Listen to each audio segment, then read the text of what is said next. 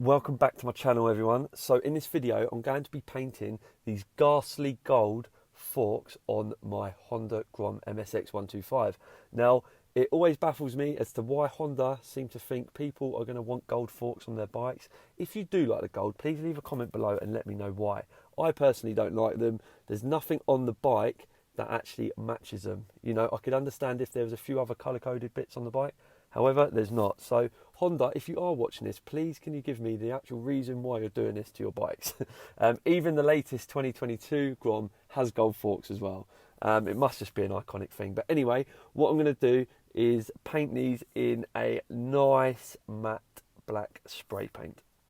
So to keep things as easy as possible, I decided to spray the forks whilst they're on the bike. I didn't want to remove them because doing that would mean a lot more work mechanically, and also I wouldn't be able to use the bike for a while whilst the forks are off.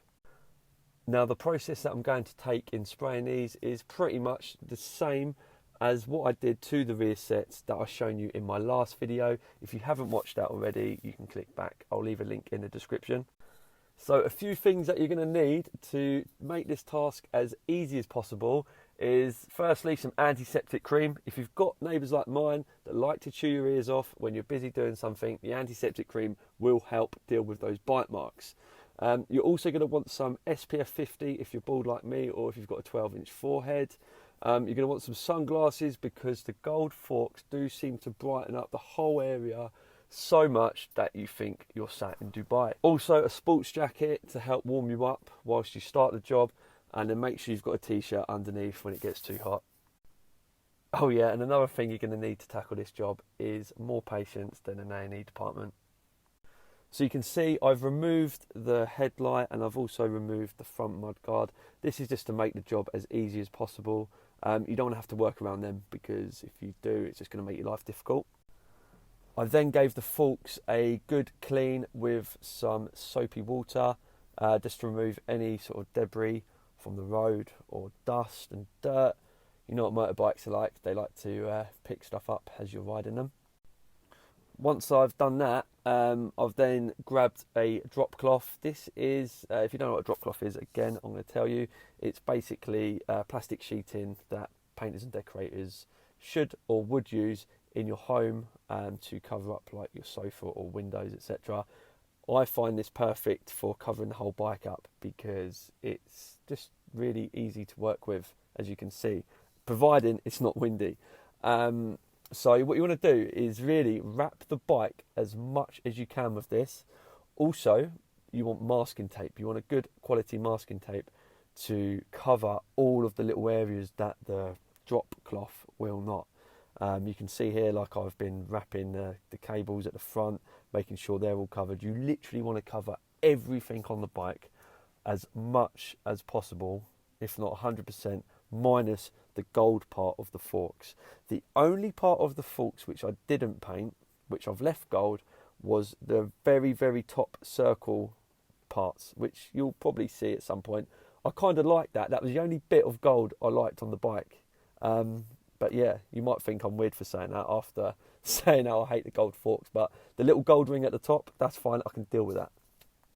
So a little tip here, when you're masking taping around the gold tubes of the forks onto the black metal sections, something like a Stanley knife or, I don't know, scissors is really handy to make sure you get that bit perfect, just because you don't want to get matte black paint on the black framing part, if that makes sense. And also be very careful of the fork seals at the bottom.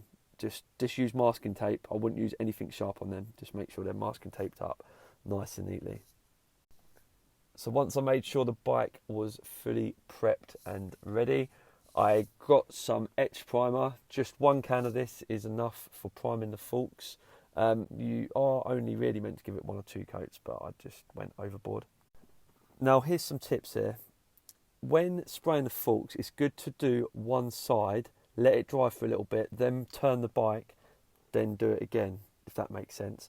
Because what will happen is, otherwise, the paint that gets on the plastic will then rub off onto the forks if you keep moving it. So try and do one side, let it dry for 5-10 minutes, then do the other side. You have to go at funny angles, because obviously the forks are at a funny angle on the bike and you're trying to get inside of them around the sides, it's quite hard to explain. You need to really keep turning them, but also making sure that you let the paint dry in between.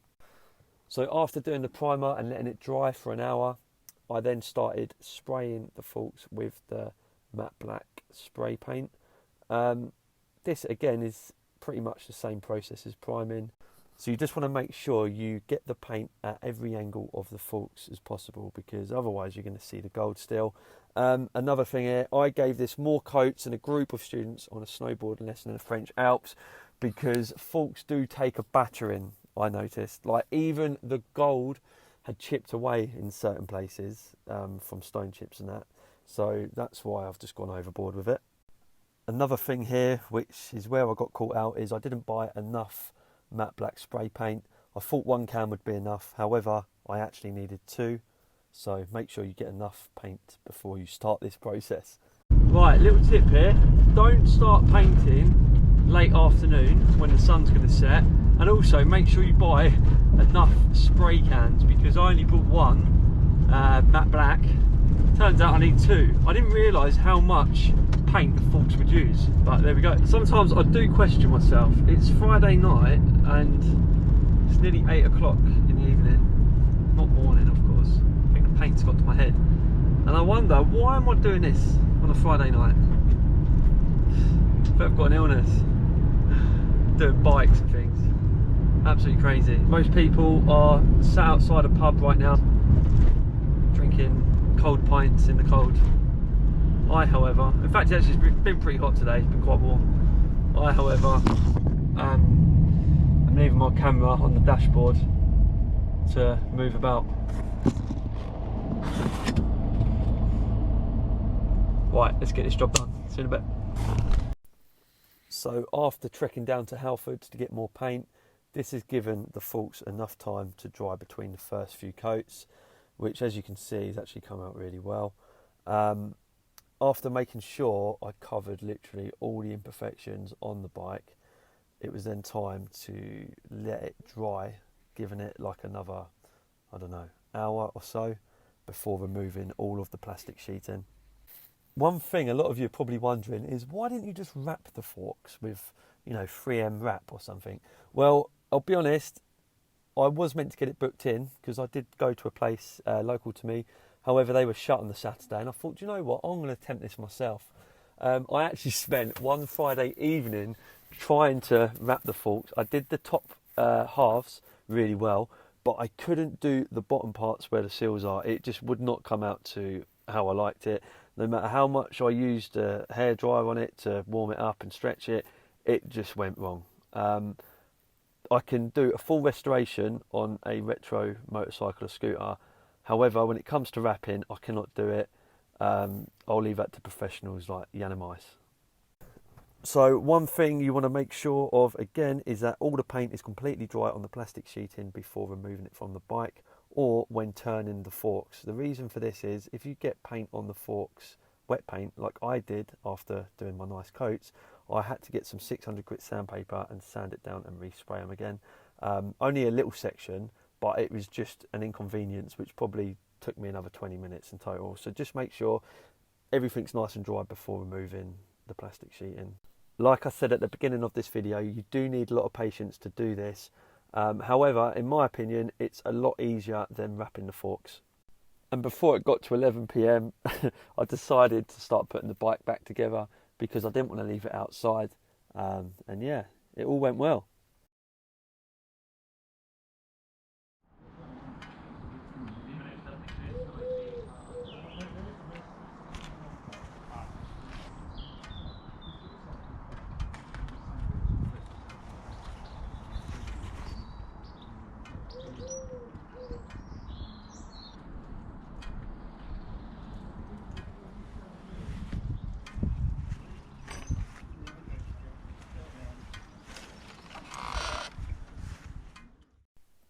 Now, I hope you enjoyed this video and it's given you some sort of inspiration as always.